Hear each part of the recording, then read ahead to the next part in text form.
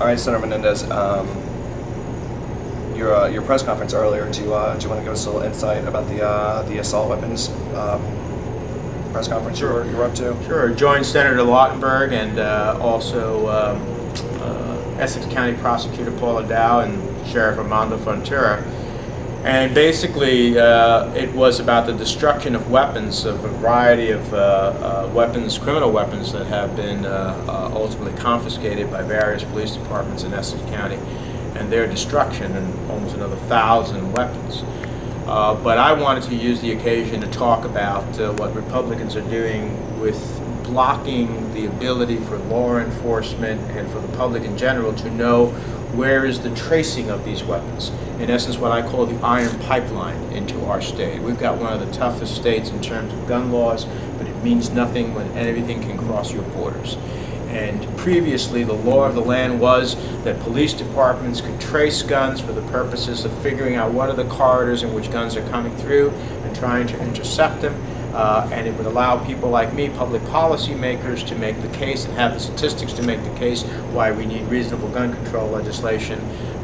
Republicans working with the NRA and Congressman Tiahrt, for which the amendment is known, changed that, blocked the information from the public and for law enforcement outside of an active criminal investigation, and therefore we don't have access to the information to make the case that we need to change the essence of our gun laws and to be able to stop the iron pipeline coming into New Jersey.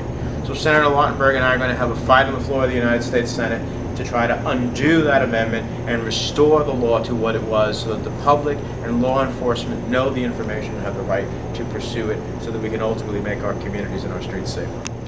Obviously, these initiatives are going specifically to help victims of gun violence up in North Jersey, I guess, in this case. Are the opponents the usual suspects for this sort of thing? Well, actually, this is about everybody's safety, whether you live in northern New Jersey, central New Jersey, southern New Jersey, whether you live in an urban community or suburban community. Gun violence and the use of guns, illegal guns, knows no geographic borders. And so this is about making all of our communities safer. Now, who are the culprits on the other side? It's the NRA. And I think that even those who are gun owners must believe that there is a reasonable desire to have public information for the tracing of illegal guns and how they're coming through.